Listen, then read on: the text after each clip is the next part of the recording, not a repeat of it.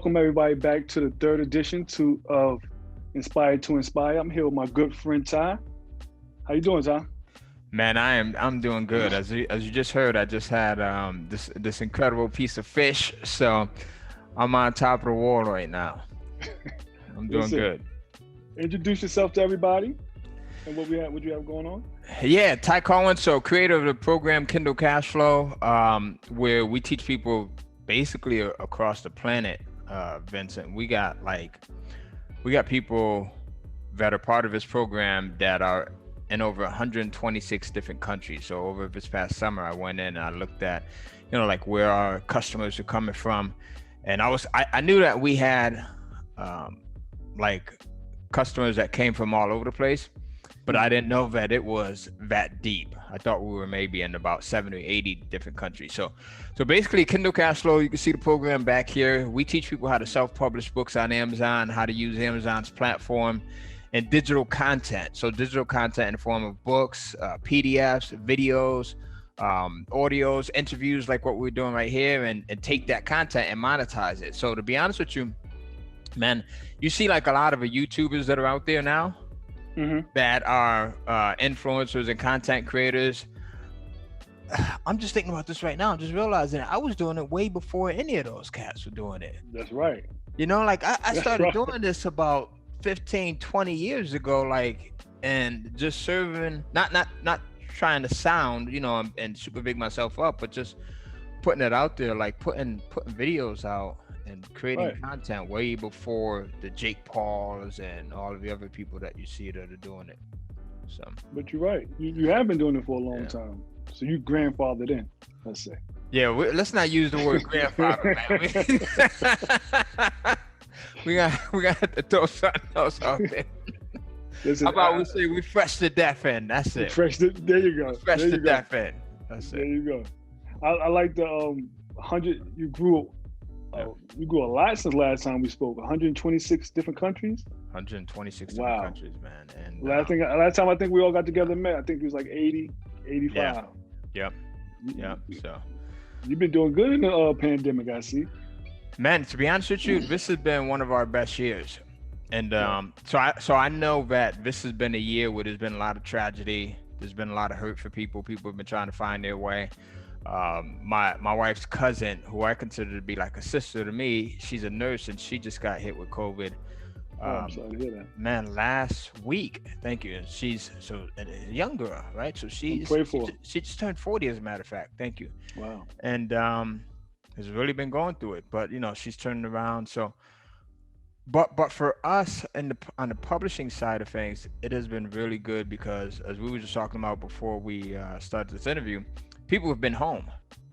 So people haven't had the chance to go on trips or vacations or go shopping much, and it's been minimized. So what have they been doing? They've been home watching videos like this, watching interviews. They've been home reading books, right? A lot of the stuff that we publish. They've been home going through courses like the Kindle Cashflow course that you see back there, creating content like this. So it's been really, really good for us. Yeah, this is a great time for business. Even though it's a bad time for a lot of other things, it is a good time, like we were saying earlier, for people to be creative and step out into a different zone. So I want to take it from the beginning with you. Let the people know about your upbringing, to how you got to this point. Yeah, man. So I was born with something called sickle cell anemia. So sickle cell anemia, and I don't know if I ever shared this with you. Did I ever share this with you before? But sickle cell anemia, and I'm sure you probably heard of it before. So sickle cell anemia is something that affects Black people from the Mediterranean, people of African descent, right? And it's a chronic disease. That's what they call it. I don't really buy into that too much. It's a chronic disease where it causes a lot of pain. I've been in the hospital for days and weeks on end. I've been in the hospital probably about 75 to 100 times in my life. I had 2 hip replacements. The first one when I was in my 20s, and I used to ride a lot of dirt bikes and motorcycles, so that didn't help, with me putting pressure on my hips and stuff like that. And then I had my second one in my early 30s. Man, I had to learn how to use my left arm all over again. There was a time when I couldn't use it, and it was just like this for a good period of time, and all of that was because of sickle cell anemia. So spending a lot of time in hospitals, and I remember being in Yale New Haven Hospital one time, and I'm about 12 years old at this time, and out of my family, my mother had 7 kids. It was just me and my older sister Gwen, who were born with sickle cell out of all of us. So I'm in the hospital, Yale New Haven Hospital, about 12 years old. I hear my doctor and my mother outside of my hospital door talking, and the doctor, like in a real matter-of-fact way, is like, "Mrs. Cohen, you shouldn't expect your son to live past the age of 17. So they didn't realize that I heard the conversation, right? I'm 12 years old, and to tell a 12-year-old that you got 5 more years, and I pull the covers over my head, man. I started bawling. I'm crying, like, damn, like, this is it, like, really, and so couple that with the fact that we grew up in one of the worst areas, right? And during that time, it was like the crack cocaine heroin epidemic, so there was a lot of people wilding out. I saw a lot of my friends doing destructive things, going to jail, getting killed, and I thought that was going to be my reality. So I'm like, listen, either I'm going to die because of the environment that I'm in, or sickle cell is going to kill me. The doctor said it. Like, the doctor is the authority. He said it. So I started living a really reckless life, doing a lot of things that weren't good for me, that weren't good for other people. I'm thinking I got 5 more years, so I'm gonna go out and I'm gonna have fun doing it. As possible, right? And for me, in that environment that I was growing up in, unfortunately, fun was being a stick-up kid, robbing people and selling drugs, and just a bunch of foolishness, bad stuff. Right. Just the bad stuff. That was fun. Man, my mother and my father were separated, right? But my father would always come by on like Fridays and give us some money, give me and my younger brother Mike money. He would come by. He was heavily into church, so we'd come by on Sundays and take us to church, pick us up early in the morning. And I remember one day he comes by in this Volkswagen Beetle, the old school ones, the round ones, and he had this book. We go to church. He takes us to church. So the church it was East End Baptist Church. He takes us to church. It's about a 20-minute drive there and a 20-minute drive back. So on the way back, I noticed this book in the back of his car, and it was a book by Les Brown. So Les Brown, one of most inspiring, powerful personal development teachers out there. I see this book, and I had never heard of personal development and self-improvement ever before, let alone from a black guy, a black person, a man that looks like me. And I'm reading this book, and I'm flipping through it, and he's like, if you can get up, you can look up. He was like, some of the sayings in there were, never let someone else's opinion of you become your reality. And it just so coincidentally, man, I was 17 when I read that book. So this is about the time when the doctor's kind of prophesizing that I'm gonna be out of here.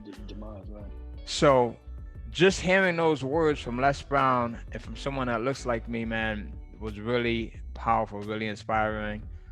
We got to my house. My dad let us out. I took the book. I stole the book out of my father's car, and I couldn't ever remember. Like I couldn't like realize, like, I'm wondering, like, why does he have this book? Because that wasn't my dad. You know what I mean? Like, that wasn't him. He was the dude that was on the corner. He was just a hardcore dude. He was a taxi driver. He was a construction worker. He was a security guard. I never saw him do anything based around entrepreneurship or anything like that. So now I'm thinking about it, man, that book was in there for a reason. Because I took the book home. I stayed up till about 2 or 3 o'clock in the morning reading it. And that was like one of the beginnings of me changing my life, like really understanding that if I wanted something to happen, then it was really up to me. Right. You know what I mean? Like, it was really up to me. And also it got me thinking, like, how can I get out of this environment? Like, how can I better myself? And I knew that I wasn't going to be able to do it the traditional way, right? I wasn't going to be able to do it like working a 9 to 5. I wasn't going to be able to do it in the way that, I had kind of dabbled in, selling drugs and stuff like that. Yeah. And street life. Because I saw what happened already. I saw other people. You knew the pitfall. You knew what it lead to. I knew the pitfalls. One of my best friends, a guy by the name of Rabbi, he was one of the biggest drug dealers out there. Cool dude. But you could always tell that, like, if he had a chance to do something else, he would be he would be somewhere else. Right. You know, he wasn't a street guy. He just so happened to be in the streets and got lucky. And good at it, yeah. And good at it, right? But I Yeah. ended up seeing another one of our friends, you know, take him out. So I knew that. Wait 1 second. You said another one of your crew members? Your friend, Another one of our friends, associate. right? So someone that I knew and someone that he knew. Like we weren't best friends hanging out every day, but we all knew each other from the neighborhood. Right. Right. So I saw where I didn't see it. Right. But, you But know, you knew he set him up. He got taken out by him, right? And that was kind of common, you know what I mean? Like you see that stuff. Yeah. So you know that's not the way that wasn't the way to make it out. Right. And so I knew that entrepreneurship, man, in some roundabout way was the way. I just didn't have anybody to look towards. Like I didn't know any entrepreneurs in my family. Didn't know any entrepreneurs in my environment other than the people that own like corner stores and things like that. And that wasn't going to do it for me. Right. You know, so that was the first touch right there. And that's what I know. I know you personally, of course. We know each other personally. And I know you're very helpful. You like mentoring people and things of that nature. Is that because when you was coming up, you didn't have that option? You know what, man? It could be that. I never thought about that before. It could be that because, like, I want to have everyone around you. I want to have everyone around me, and like I was telling my son Tyler, I think you got to meet him the other day. Yeah, like, man. Listen, if I'm telling you something, or if your mom is telling you something, and Tyler's a good kid. He's probably, you know, I hope my other kids don't watch this, but you know, we got kids. He's Don't say it. You know what I mean? Don't say it. But you know where I'm going. Yeah, I know exactly what you're saying. But I'm telling him, I'm like, listen, if I tell you something, or your mom tells you something, chances are we're telling you because either we made the mistake or we know somebody that's made the mistake, and we love you and we don't want you to make the mistake. So, man, I want to help everybody. Like, if somebody comes up to me and they talk about entrepreneurship, I'm ready. My wife always tells me this. She's like, you ready to jump out the window, like go full fledged, like, you ready to like just go all in. And it's because, you know, I didn't have that. Right. Like I had to kick and scratch and claw and stay up late nights and find it and figure it out, you know? And I don't want anyone to take have to take that long route when you can take a shortcut. Yeah. And I think too, maybe, tell me if I'm wrong, because we both have worked 9 to 5s and then we do entrepreneurship, you see that it is scary to cross over, but once you get on the other side, what's that saying? The grass is green on the other side? Yeah. This grass is pretty green on this side. You can do so much better over here. But a lot of people get scared to invest in themselves. They do. Man, I gotta adjust my chair or something. I feel like I'm a midget. You know? I promise y'all I'm 6 feet tall. He definitely is. But listen, so no, you're right. Now, listen, business is not 100% sweet. I always tell people that too. It's like relationships, right? Me and my wife been together for almost 20 years now, right? 19 years. And people are always asking like, hey, what's the secret to relationships? And I'm like, the secret is to realize that everything is not going to be perfect all the time. So if somebody tells you that it's perfect, you need to bounce because that person is lying. They are lying. So business is the same way. You're going to have the pitfalls, you're going to have obstacles. But if I had to choose between having a 9 to 5 and business, I'll take business all day long, right? And that's for me. It's not going to be for everyone, but for me, I'll take business all day long, even with all the obstacles, because of the chance to like do things like this, be invited to speak to other people. The chance to have the freedom of time, which is something that we've talked about a lot. Right. The chance to, my income potential is pretty much limited by me. Right. Versus when I was working at Walgreens, like, man, I used to put in hours. And you're still limited by that ceiling. You're not going to get much of a promotion or a raise that's going to take you. I mean, you can get a promotion and you can get raises, but it's not going to take you to $1 million a year. It's not going to take you to $200,000 a year, you know, quickly. Because there's a cap on it. You know, when you work for someone else, there's a cap. But when you work for yourself, it's limitless. And it's limitless. I think we speak about it all the time. We don't like to trade our time for money. Right. Yes. That's not And I think that's one thing entrepreneurs are very adamant about because we learn it. So we don't want to change. We don't want to exchange time for money because time is priceless. Money has a value to it. Time don't have no value.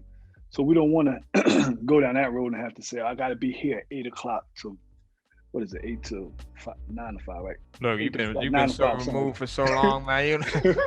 This cat don't even, but you know what I mean? he giving them the French work hours. Like, But you don't want to change that your time for money. So you just be very aggressive. Though, and I agree with you too, having your own businesses is very much, you work harder. Yep. Yeah. But your satisfaction is much higher too. Yeah, man. There's something about being productive with that. So you have a much higher level of satisfaction. The other thing, look, before we started this, what did I tell you? I said I did another interview, and then after that I jumped out and I went to this place, Culver's, that we have out here, and I got something to eat. Now, if I'm at my 9 to 5, yes, you get your break, and stuff like that, but you can't go whenever you want. Right. I debated, do I go after the interview or do I go before the interview? And just having little small freedoms like that, like just like, when do you want to go? With COVID and everything, my wife and I have been talking about, man, we should go somewhere, like let's go do an Airbnb or something, right? And for the last 3 weeks, I've been telling her, pick a spot and we'll go. Right. So having that type of a freedom to do it, and granted, not all businesses are going to give you that freedom. You have to work your way up to it. Meek Mill said there's levels to it, right? So you work your way up to it. But just knowing that is possible gives you something to strive for. That's true. And you know what? And one of my biggest things, I think, I tell you about this all the time, is being able to be home with my son. And watch him grow. Take him to school when school was open, taking him to school, picking him up. Now just being home with him while he's homeschooling, being able to answer the questions and don't have to run here or, have somebody else, a stranger, babysit him, or even put him in an environment that might not be safe for him because we got to go to work at 9 to 5. You know what I mean? Yeah. Those are some of the pluses of entrepreneurship. There's a whole lot of others. There's a bunch of them. Man, I'll tell you something that it might sound crazy. Let me know if this sounds crazy to you. But having sickle cell, right? And when I was younger, because I was doing a lot of things, smoking weed, drinking, right? I kept Patron, I kept Hennessy, I kept E&J. We used to call it Easy Jeezy. Easy Jesus, But and when we didn't have the Hennessy money, we would get. We would get the Easy Jesus, or we would get Christian Brothers, right? So the alcoholic. Yeah, he know. All the brown liquors, my name. Go ahead. But so because of that, and me not having this level of awareness that I have now as to what's conducive to my health and being conscious of living in the state of better health, I used to be in the hospital all the time. Like I would get sickle cell anemia crises all the time because I was drinking coffee and smoking, and man, I was doing everything that someone with sickle cell should not do. Everything, and I didn't know, right? Was it because of the? I'm not to cut you off. Was it because of what the doctor said, and you just seen like he gave me an end time, an end date, or? Yeah, I didn't care. But also I didn't know. Right. I think had I known, right, and it's only my fault in not knowing, right, because I didn't seek to simply ask the question, what can I do to be in better health?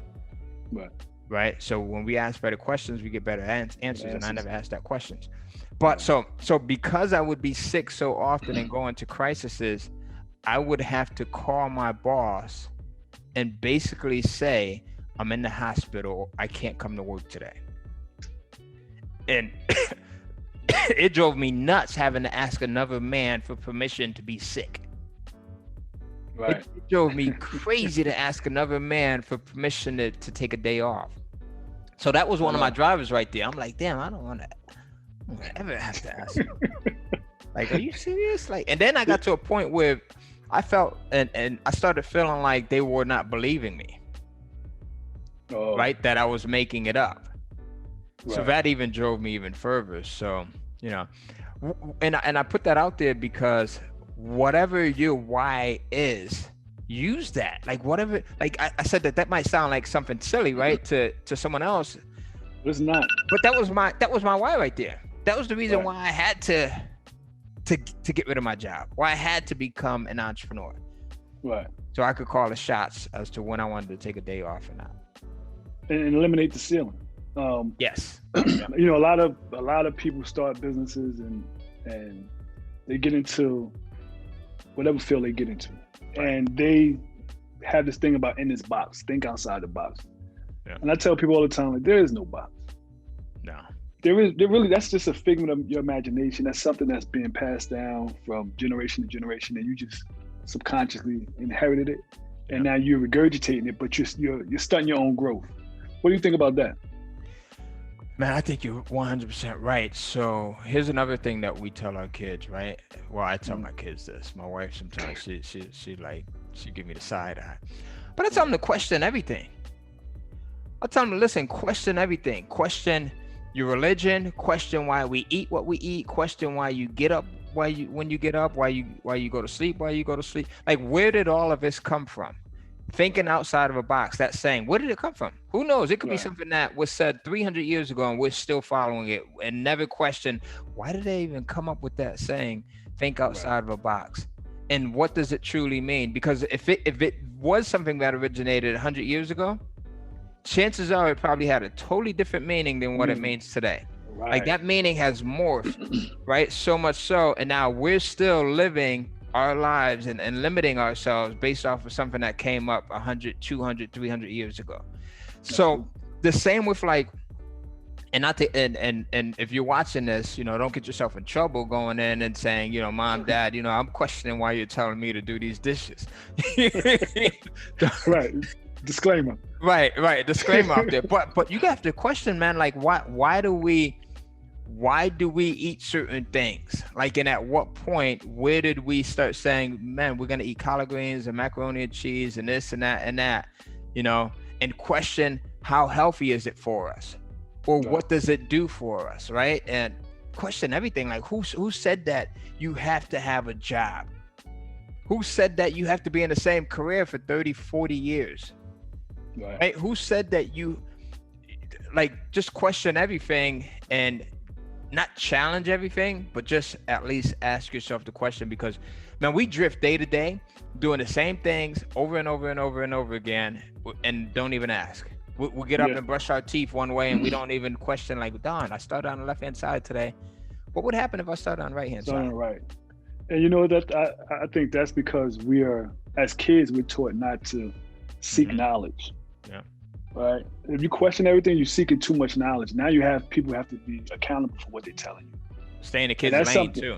Right. And that's, so then you become older and you have the same mentality, like, that's just the way it is.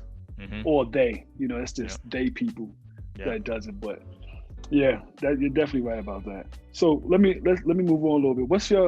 Tell me what's your first entrepreneur? I know what it is, but tell the people what your first entrepreneurship experience was like, and what was well, I had a few, man. So when I was about 12 years old, 13 years old, I had a paper route, right? So that was my very first thing, the paper route. And then after that, I started to for entrepreneurship, I started to sell toys and comic books and things like that, you know, as I was in my teens, because I loved comics and reading comic books. My mother would bring them to the hospital whenever I got sick to keep my mind off of the pain. So I started doing that. We're talking all legal stuff right here, right? So all legal. Right. And then after that, I got into the music industry because I thought, you know, everybody in the hood could, you know, either have a clothing line, or, you know, you could be a rapper, you could be the next Master P, Bad Boy, you know, label. Suge Knight, you could be the next, you know, whoever it is that's out there, right? Luke.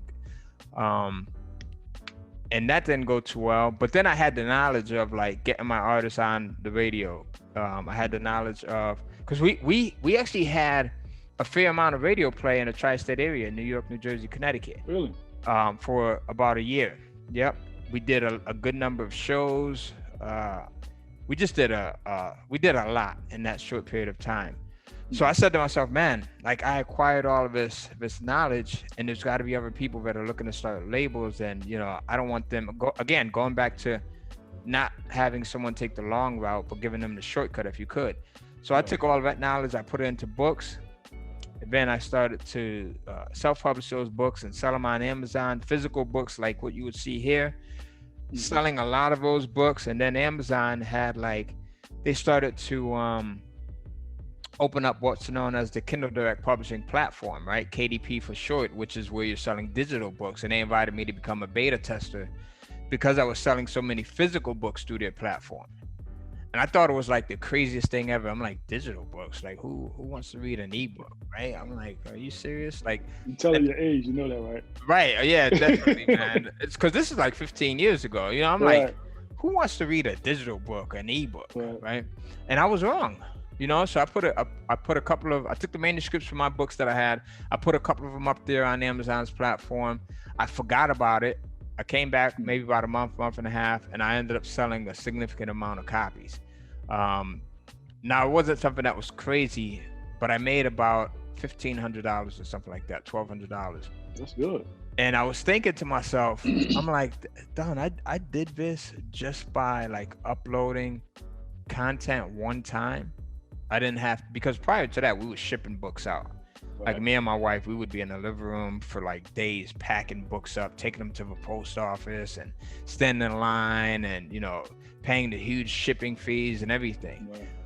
So I'm like, man, I made this amount of money without having to do all of that physical work that was involved with it. And then that's when a light bulb went off. So I started to think about how can I do more and more and more and more of this.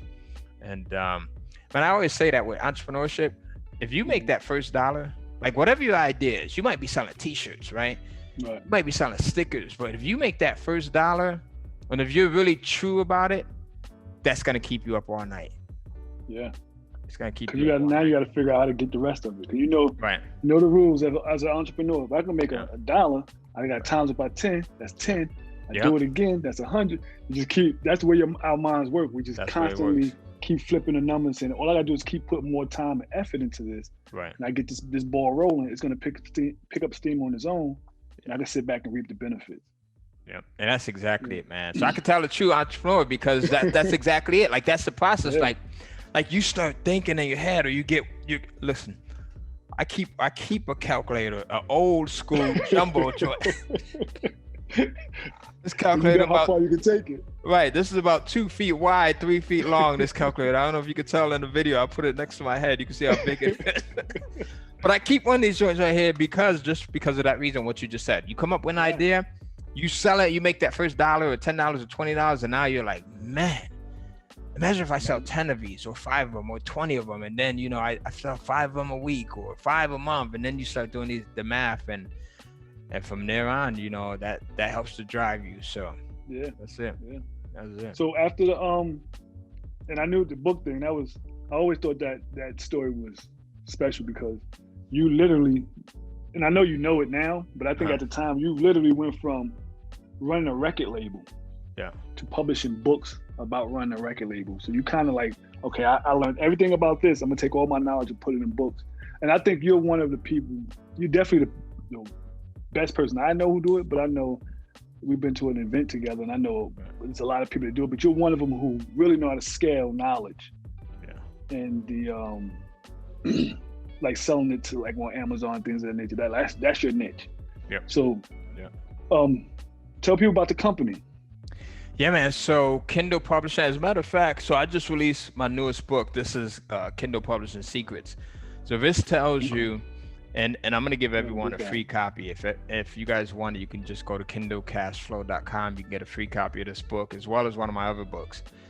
Okay. But in this book, this teaches the entire process of publishing content on Amazon. And people that are watching this, they're probably saying, well, what am I going to publish? I don't have a story inside of me. And the thing is, you could publish both fiction and nonfiction. My son, Tyler, who is 16 right now, he just got back from football practice. He publishes romance novels. So romance novels, yeah, I see the look on your face.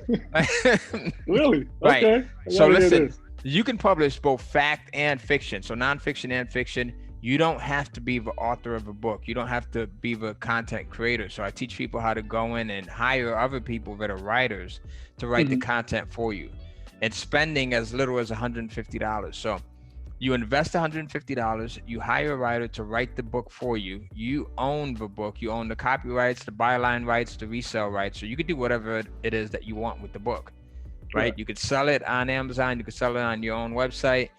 And now you reap the benefits of those sales, but the writer has gotten paid for it, right? So people always often ask, they'll say, well, why would a writer not just publish it themselves on Amazon? And the reason why is because they love writing. They're not into entrepreneurship, right? It's the same reason why you walk into Wal-Mart or Target and the person that's operating with cashier, right? The cash register, she's on the register. You might say, well, why wouldn't she just go in and open her own store? Right? Because she's not an entrepreneur. So you have writers that are in their writing lane, and they love that, and they love the fact that they're like, man, if I can get paid for writing, like paid for doing what I love to do, and then they transfer that material over to you, and now you can go in and sell it. So my son Tyler, man, 16, he makes about $3,200 a month off of his Kindle publishing business, and books that he doesn't have to write. He goes in, he does the research using the process that I teach in this program, and he just does well. So now my daughter Summer, who's 13, she's had I think she's had 2 books published so far over the summer. So now she's on her way too. So she's doing pretty well. I remember Tyler was doing the sneakers. He was doing sneakers, right? His site is Sneakerheads. Yep, sneakerheads.com. Yeah. How's he doing? He's still doing that? He is, man. And, he's a big sneakerhead. So he uses his Kindle publishing money to help buy his sneakers. And I got to slow him down every once in a while. I'm like, stay focused. You got to put back into your business, And, but just to see that, like to see him at 16 and to understand like entrepreneurship and e-commerce, right? The way that things work, you provide a service of value to people, and in exchange they give you money for it. Right. Like for him to get that at 16 totally changes the way that he looks at things, because now he can't go to Burger King and they're offering him what would be good, an hourly rate right now. Let's see. I think they're making like $8 an hour. So let's say they double that. Let's say the manager says, hey, I'm going to give you $15 an hour, right? You come in, you work 40 hours a week. Let me see, 15 times 40. That's $600 right there, right? 40 hours a week, right? 600 a week. Now let's do it times a month. I think he's making about $3,200, right? So times 4. $2,400. So what is he gonna say when a manager says, listen, I'm gonna hook you up. Everybody else is getting $8 an hour. I'm gonna give you $15 an hour. Right. You'll be making $2,400 a month. You'll be balling. Well, not really. My son is 32 now. Yeah, he's gonna be like, I'm making $3,200 and I can play video games all day. Are you tripping? All day. Right. Right. I'm almost making what the manager makes. Basically, yeah. So it gives you that certain level of confidence, number one, and then it gives you that level of who you are, your self-worth, right? And self-worth from the standpoint of not just money, but self-worth from the standpoint of what's possible for you. Like imagine if you and I had learned this stuff when we were 14, 15, 16 years old. You know what I mean? Amazing. We'd be so much further. It would be so much further, man. So, I think that now people that are coming up at this point where all of the technology is available to them, the conferences, like the events that you had went to, YouTube channels, podcasts, and shows like what you and I are on right now. Listen, if the desire is there, the information is everywhere. If the desire, I was watching an interview like this. There's a young lady who's 23 years old. She's running a series of Airbnbs, right? She's making about $30,000 a month doing so. 23 years old. That's good. 23, so. Yeah, like you said, the information is there, and I think we just need to just keep pushing it on them. And I'm gonna tell you one thing that I've taken from you is getting your kids started so young. Yeah. You know, because I don't want my son to ever have to go through anything I went through from a child. I think in my perfect world, where I stop is where he starts. I like that. So he don't have to go through. I went through everything to get us this far. You take it, you go that far, and if he can adapt that same mentality, then I know my great grandkids will be perfect. You know, because they don't have to come back and see what we went through. Because we both come from similar backgrounds, similar areas, especially being up north. I don't want my son to have to go through that to, you know. I think that make me less of a personally. That makes me less of a man if I make him no, you go back and start in the mailroom. Oh yeah, to work yourself out. No, you can't. You know, and we work hard for our legacy. We do. That's the thing, man. And the other thing is, I think that we got to start incorporating too is, so getting them to a point of understanding entrepreneurship, right, and business ownership, and then getting them to understand the financial side of things, right? So now once you start making this money, what do you do with it so that, you know, you're not just buying cars or houses or just jewelry with it, or you're not just buying bottle service at the bar or, you know, VIP. And that stuff is cool. I'm not telling you to not go do that, right?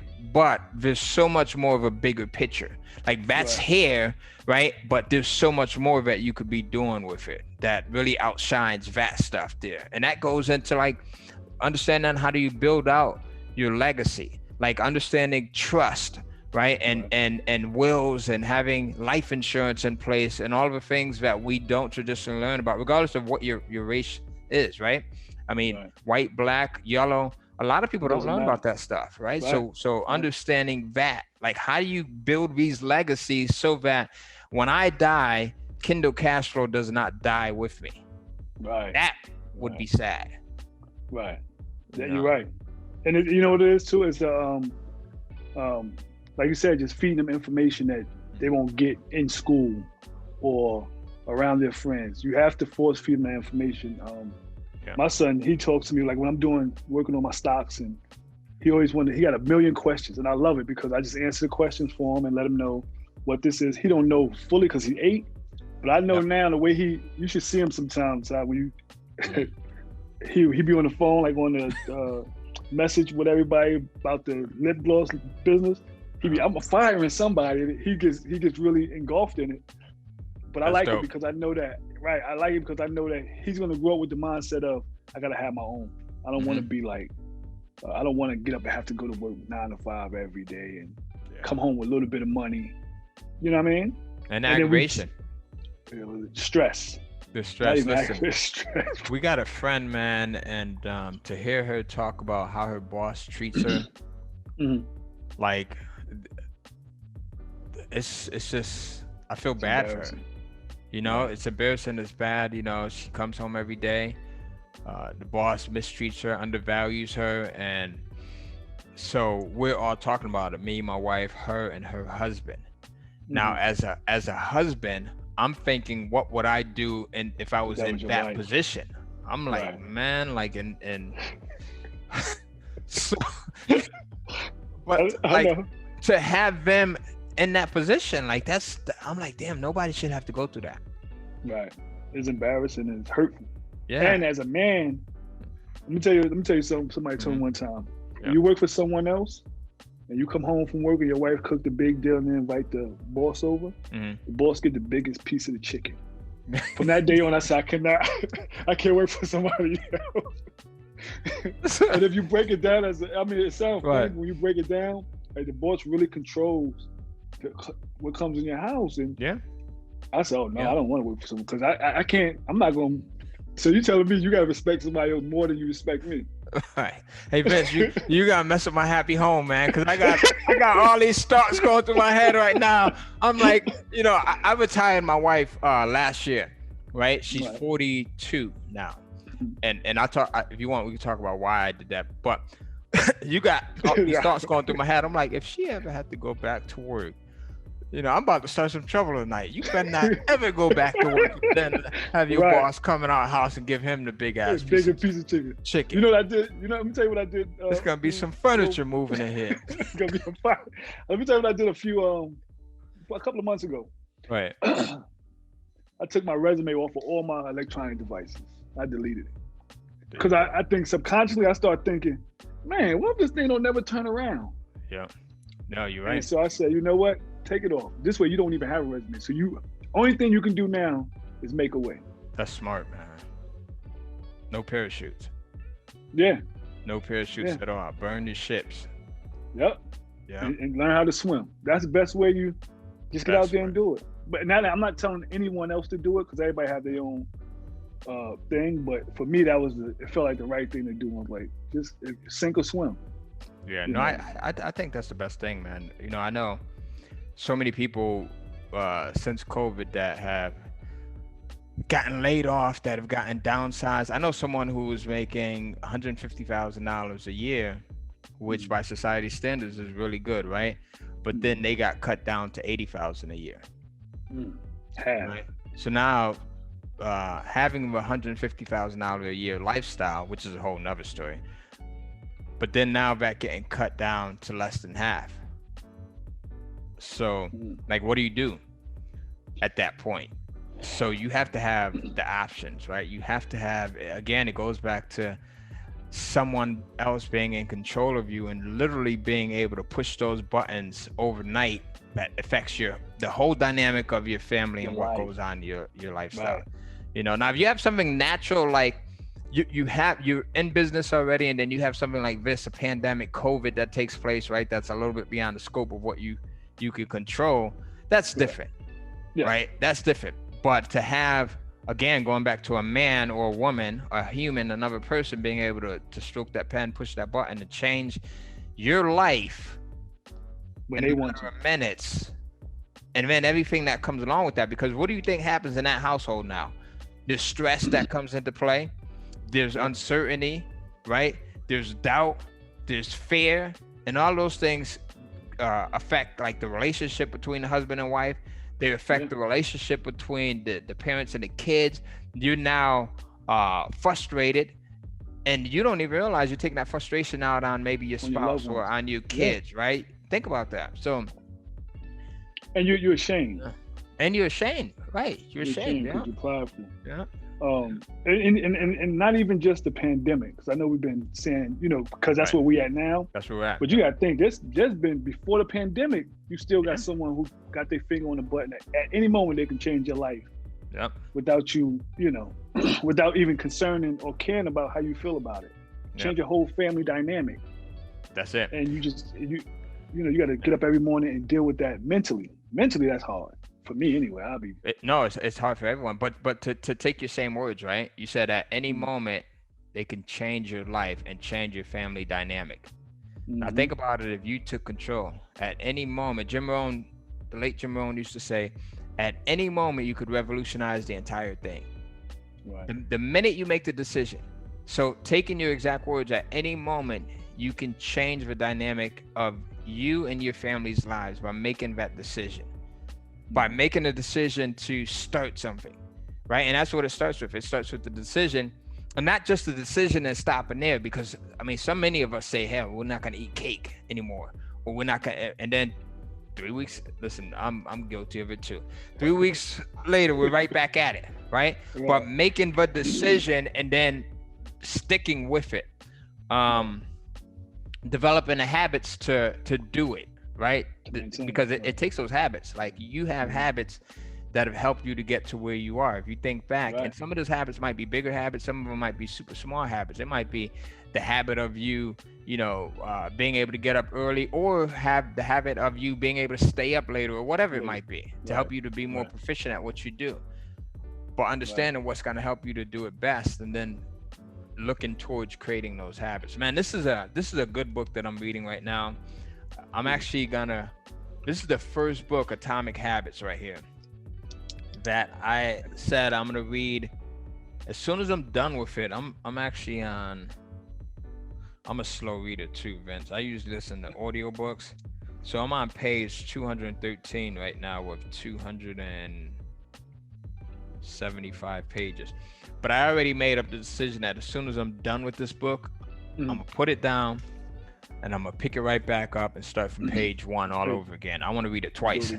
First book that I've ever read back to back, because it's that good, and it talks about developing those habits, And when I look at some of the stuff that he talks about in this book, And I think back in my life, it's some of the same things that I've done, so to have those reminders and see them in print, I'm like, man, I must be on the right track because I've been doing this and this and this. Oops, I need to start incorporating this. Oh, that looks good. Let me start working on that too. So yep. And those are good habits to have. And I know that you stay around positive people, yep, and people that sharpen you. You have and to. That's real important, I think, for entrepreneurs, because steel sharpens steel. You want to be around people who push you, motivate you, and when you do something good, they congratulate you, but they still, okay, what's next? Like, I remember, I'll reach out to you guys and like, hey, what y'all got going on? Because sometimes I get in a mode where I'm not creative mentally. I get bogged down or whatever. I have too many things going on, and I like to reach out to people and say, hey, what's going on? Let's sit down and figure some stuff out. Yeah. Because steel sharpens steel. You want to be around people that's very smart and just as motivated, if not more than you. Like, I don't like to be the smartest person in the room. If I'm the smartest person in the room, I'm in the wrong room. Yeah. And so I like to be around guys like yourself, Thomas, Milton. You know what I mean? Like, I like to be around you guys because I'm always learning. I'm soaking up game, soaking up information. And these are people I know who have also done it. And they're going to be truthful with you, right? And giving you some good stuff. Right. And because they want the best for me. Right. Yeah. That's important. Yeah. It's important to be around people who have your best interests at heart. So with young entrepreneurs, you have before we even go that far, what else do you have going on besides Kindle? So Kindle, I have a digital publishing business also, where we publish content outside of Kindle, because I think that intellectual property, man, is so important. Right. If you look at some of the world's richest people, they got that way because of intellectual property, right? So if you look at Bill Gates, intellectual property, the software. If you look at even like Jeff Bezos, you might think Amazon, where he sells or he provides this platform for selling physical products and digital products, but it's the intellectual property, right? It's that platform that he has. Right. So I look at creating digital content like digital real estate. So my wife and I, we invest in real estate. But there's a lot that goes behind that. Like, you got to have the funds to put down, right? You got to have tenants that you're dealing with. You have to have repairs. You have to have your insurance. You got to pay your mortgage. There's a lot of different things. Now, that's still good. But I think that digital real estate, meaning creating content in the form of courses or ebooks or videos and charging for that content, is the ultimate way to go, because the returns are so much bigger. So I've been working on that. Looking back at the stuff that's always brought me the biggest returns, it's always been digital content, digital real estate, from like starting out in my music industry days up until now, creating courses and everything else. So I'm really doubling down on that, man, and putting more effort into that stuff. Also helping other people with sickle cell anemia, because there's so many different people that are in our community that don't realize, like, just like I didn't know, like, there's so many things that are just dangerous to their health that they are doing on a regular basis. So educating and informing and inspiring those people, just being there for them when they don't have anyone else to turn to, letting them know, like, hey, this is how I've been able to not have a sickle cell anemia crisis over the last couple of years. This is what's worked for me, right? And it starts with something as simple as drinking more water. It starts with like me buying, there's natural supplements. So I've offered to buy and ship supplements to people who can't afford them. So things like that. So that's been crucial for me. And just being here with the family, man, like you said, with your son, you're there and you like that aspect of it. I like that fact that, me and my son and my daughter, my daughter's a mother's, she's always with my wife, and then my son is always with me. So that's where I'm at. Good dynamic. Yeah. So look, tell me what your 5-year plan is, and what it look like for retirement. Retirement. That I don't even plan on that, man. I don't even think. Really? Honestly, I don't even plan on retirement. I talk to my wife about that all the time. I'm like, I don't even know what I would do if I had to retire. Like, I would be bored to death. I like working golf. Yeah. I tried golfing twice in my life, and the first time it was okay. Second time, it was the wrong day. it was about 100 degrees out here, and I went with the wrong people. I went with 2 people that are golfing fanatics who will stay on from 6 in the morning till 8 at night. All right. And it's 100 degrees out, so that totally changed my thinking about, you know, golf. I'm like, if I never see a golf court again in my life, I'm good. You're all right. But so 5-year plan. So the 5-year plan, man, is to get more and more digital content created, to make sure that my companies are structured the right way, right? So again, for that legacy and for longevity of things, to make sure that everything is in place, because when we're thinking about longevity and we're thinking about creating legacies, we often think about just the business passing, but also think about the other stuff that goes along with the business. So like if you have a website, right, making sure that your domain names are paid up for the next 20 years and that's put into your will and your trust. Making sure that there's other contingencies and things like that that's in there. So that stuff, investing in more real estate, and then just speaking to more people, man. I'm having so much fun with this Kindle cash flow stuff right now, and doing events like this. We had 20 events planned for this year. We did 3 starting out the gate, jumped into January, and we did an event in Maryland. We did one in Tennessee, and then in February we did one in Las Vegas, and then we got shut down. You know, COVID said nobody else is having fun this year. I'm a hater. I'm a hater, right? So you're doing your own events now. You're doing the Kindle events. Yep, we're doing. You gotta let me know when I need to come to one. Well, when we're open it back up. Yep, definitely. So we've been having so much fun with that, man, and just, you know, getting people from different. I mean, we've had people from all around the world come in and just training people and teaching them. So that's it. That's good. Yeah. I'm gonna reach out. We're gonna talk outside of this because I'm working on a book now, an inspiration book with my cousin. We actually almost halfway through with it. So I'm gonna talk to you in reference to putting that out. Are you in our group? Are you in the Kindle Castro group? I am not. All right, I'm gonna add you. I was just thinking, after we're done with so this. we can, Any anything else you want? Any other information you want to give to the youth and to the listeners? I think that if there's somebody, if you have an idea and you're thinking about doing it, definitely go ahead and do it. And I'll tell you, like I tell my son, right? He's 16. He thought about starting a YouTube channel with some of his friends, and I fully encourage him, right? And I say, listen, what you see from any entrepreneur, what you see from some of the influencers on YouTube, may look like it's easy because you're only getting a small glimpse into their life, but they work harder than probably anyone else that you know. So you can do it. Yes, it's possible, but just realize that the work comes along with that as well. So working and then staying focused in that. So whatever it is that you want to do, you're not going to see much results if you're jumping around from thing to thing to thing, because you're not giving any one thing time to catch fire. Right. So sticking with something before you jump to the next thing. But definitely realizing that, listen, if I could do it, coming from where I came from, not knowing anything, and you know, having this funny little accent, you definitely could go in. Don't say that. Yeah, listen, you came a long way, and you're definitely an amazing person. You did. I know you make your family proud. Thanks. And man. your story is awesome. Especially come from Connecticut, Tipton's, and I know about all that. Yeah, Tipton's. Right. So you know, I know that's. I love to see people come from those environments, and then we get to a point where we're like, remember when we. Yeah. But look where we at now. That's amazing because I know coming up in that time, that era, we didn't really see the future as we got one. You know, it's kind of like we were just trying to survive. We didn't know about living. We were just taught to survive. And nobody asked you what's your 5-year plan. So that question that you just asked, that was as simple as that sounds, right? And as normal as it sounds. Like, think about it. Did anybody ever ask you that? Like, what's your 5-year plan? Never. Like, I don't remember hearing that. I remember when I was in school, the teacher used to say, you know, go to school, go to college, and get a real good job. Yeah. I used to say, what's a real good job? Because everybody know who got jobs don't like them.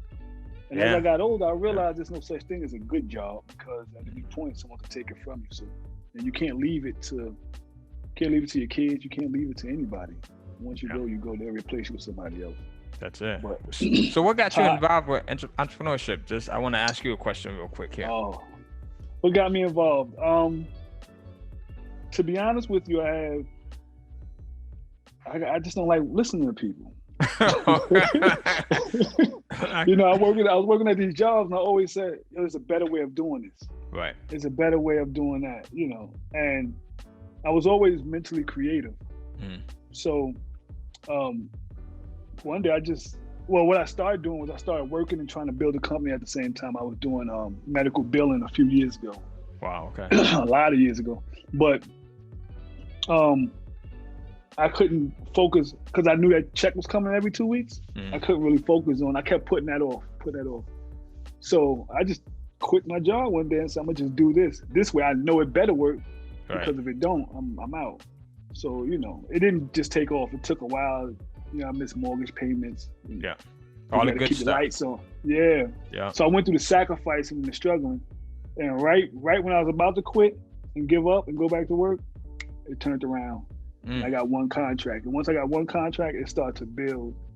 And I think I was getting I'm coming from making almost nothing. And I remember them checks were coming like $5,000, $10,000 a week. Oh, wow. And at that point, I said, I don't think I need to work for somebody else. I think I got it. You know, we all had that. Your first time, you said, I got this. Until we went to the recession and it destroyed it. Yeah, me too. Same with me, yeah. Yeah, then I said, okay, I didn't plan for this. Right. And so then I did go back to work. I did that, and I didn't like it. I always was sick. You had that taste. Stressed out. Yeah. And so I dabbled in real estate, flipping houses. Yeah. And I made 6 figures doing that. Well, no, before I did that, I had opened up a tax service. I did really well in that. Yeah. Then I bought a beauty salon. That started out very good, but then that fell apart because you know how I'm dealing with. It just didn't work. Don't even say it. You know? I already knew where he was going with that one. Yeah, that didn't work. But then I went to I did that in real estate, flipping houses. Gotcha. And I got really good at that. And then I said, I'm not, it don't make sense to go back to work for somebody else. And from there, I just been, I hopped on the bail bonding thing. And that's been great. And I just been building from there. Yeah, that's the beautiful thing about entrepreneurship, man, is you have so many different choices. Yeah. Like one thing doesn't work. Yeah, but you run into so many different people and you be like, oh, that's interesting. Let me see that. That's what I tell people all the time. Do everything. Yeah. And we doing it with kids. Like, I know I got 3 kids, you got 2. We doing it with kids. 4. I got 4 kids. You got 4? Yeah, my oldest are 21 and 22. Oh, so you do got 2 grown kids. Yeah, 2 grown kids. I know I fresh to death, man. I know I look like I'm 32. Yeah, I forgot you got the older ones. But I mean, you got 2 younger kids too. So the younger kids is different because we can't take the chances that people with no kids, you can take every chance. Like, and that's the thing, right? So like when you were asking me about if you are a teenager in your 20s, like take the chances. Like fail fast. Like I got a friend, and I think Greg Caesar too. I think you might have met him. Yeah, I met him. Yeah. So Greg has this saying, and that is fail fast. Like I want to make the mistakes. Go ahead and try, and if you fail, then so what? Get it over with. Don't cry over it, and just move on to the next thing. Like when you're in your 20s, you're a teenager. Even if you're in your 30s and you don't have children, like I mean. What's the world is that can happen? Like you, I've screwed up on mortgage payments, and we almost lost our first house and everything else, and almost had to file for bankruptcy, and times were crazy, tough, right? Right. And this was when we had our 2 youngest children, not our 2 oldest. 2 oldest. Right, our 2 oldest, and I had a family already. Right. But man, like if you don't have that, and it's just you, and if you have the ability to like stay with your mom or your dad or your parents, do it. Go crazy. Or even sleep couch to couch. Or even sleep. I did that. Right. I'm about to say I did that too. Like, so go wild. Yeah. Right, but they don't have that mentality. I always tell people like, if you're scared to fail, you can't be an entrepreneur. Because part of success is failure. Yeah. You cannot know what success is if you never fail, because you don't have nothing to to mirror it to, right? You know? Yeah. So you gotta fail. So you need to get out there and make all the mistakes now, get all the education you could now, learn something inside and out. Yeah. And then when you get older, it'll become easy because you'll slow down and the world slows down. And tell me if you, like the world actually slows down in business. It looks different for us now than it did 10 years ago, right? It looks slower now. It does, but then when you also have those things that seem like they're gonna be emergencies or crises, you could be like, man, I went through this and I went through that, and experience. I don't want to go through this right now, but it's not gonna kill me. You know what I mean? It's okay. So somebody asked me today, like, what was the worst thing that ever happened to you in life? I was doing another interview earlier, and I had to think, man, like I've had some wild stuff that happened to me, like my mom passing. Me and my mom were best friends, right? So that's tough. God bless her. My father, he ended up, like I said, he was a taxi driver, so some kids tried to rob him and they ended up shooting him. He ended up becoming paralyzed and passing from that. So that was tough. Thanks. Seeing my older sister Gwen die from sickle cell, she was 27. That was tough. And then seeing a lot of my friends go through stuff, and go through. But I'm like, man, like when he asked me, I never thought about it before. He was like, well, what was the worst thing that you've ever been through? And I think that the worst thing would be dying without trying all the things that I say that I want to try, without at least making an attempt, like being on your deathbed and I know if you're younger and you're listening to this, you're like, man, I got 100 more years to go, right? You don't. But being on your deathbed and, thinking like, damn, I said I was going to do this, I was going to try to do this, and I didn't do that, or so at least not living up to your potential. And every one of us has so much potential in us. So that's it. It's that coulda, woulda, shoulda mentality. I coulda did this, I shoulda did it.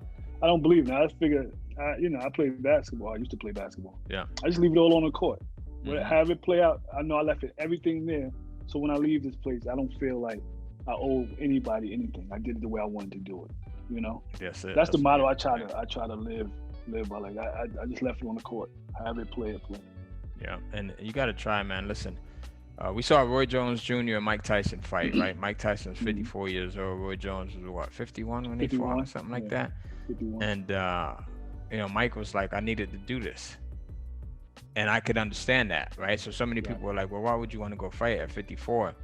And he was like, I wanted to do that. And Roy Jones, I kind of knew that it wasn't gonna be too pretty for him, especially when he first walked in and them knees was.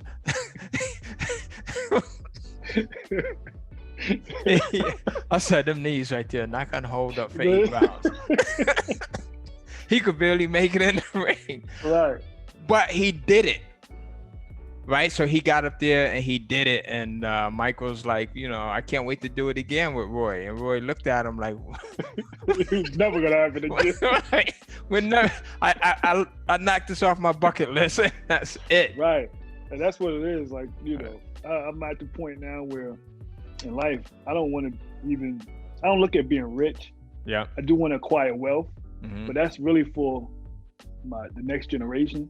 Yeah. I just want time.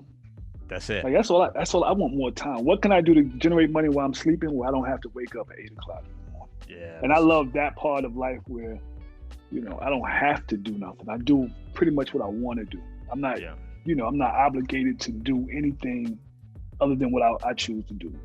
Yeah. That's important to me at this point. I mean, I'm getting a little older, but that's important to me right now. Yeah. I think the cool thing is like you people like us, we don't mind working. Right. I take it that, you want the freedom and stuff like that. Like you don't have to get up at 8 o'clock, but you don't mind doing it. No. Right? You don't mind it. So that's funny thing is I get up at 7 o'clock every morning anyway, but I don't have to. See that? That's a beautiful thing. I don't have to. I don't have nowhere to go. I just get up, get my coffee, smoke a cigar.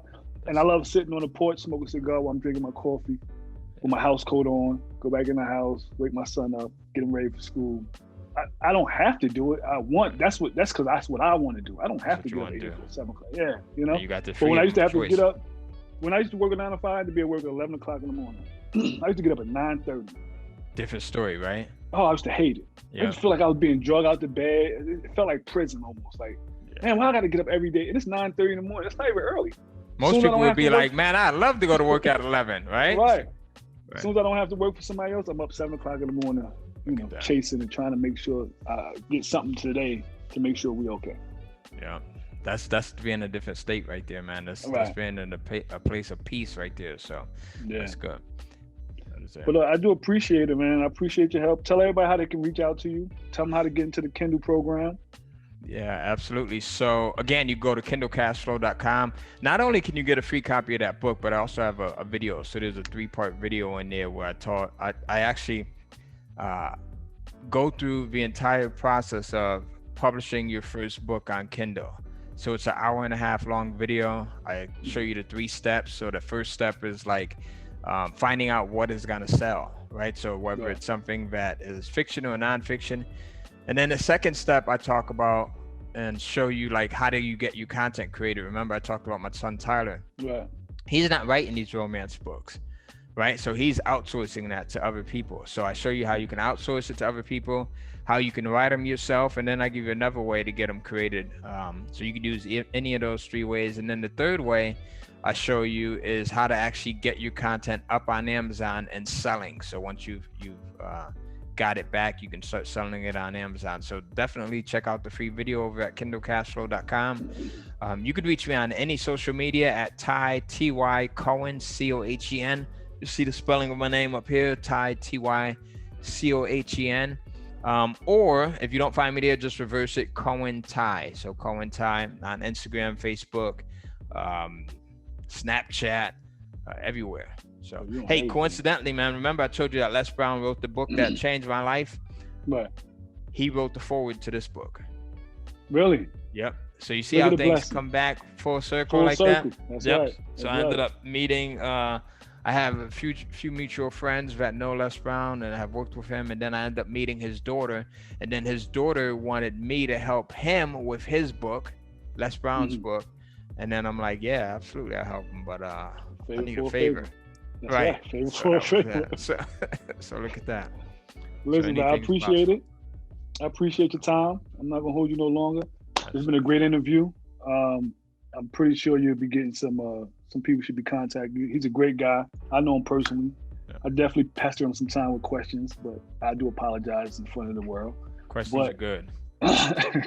Todd, I thank you again. Thanks for doing this for me. I appreciate the favor. Hey, thanks, brother. Anytime, man. All right, bro.